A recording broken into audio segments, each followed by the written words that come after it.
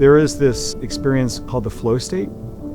Time goes by, and you don't realize that, oh my gosh, 2 hours have gone by, and you're really sort of enveloped in what you're working on.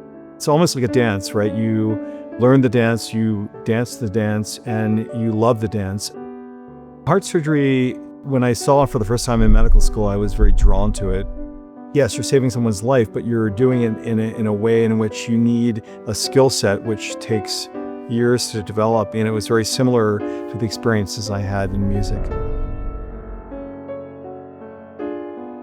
Doing this kind of surgery is not something that I view as independent. It is dependent on a lot of people helping you.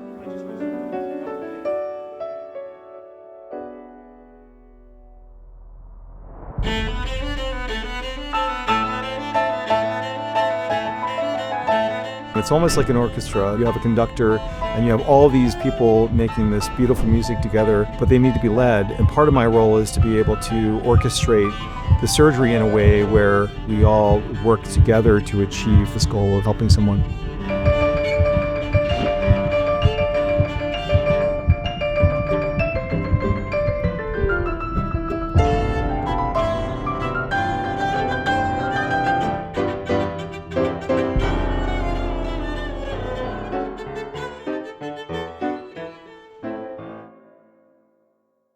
Sometimes I have to count 1, 2, 3, 4, 5. Yeah. Do you want to do maybe a little bit before that, before you come in with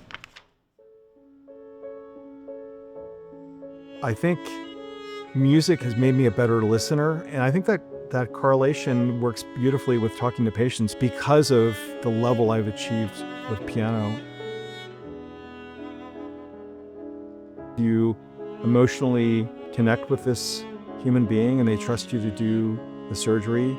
And there's something very beautiful in that level of responsibility that I love. And it's all about just caring for someone as a whole.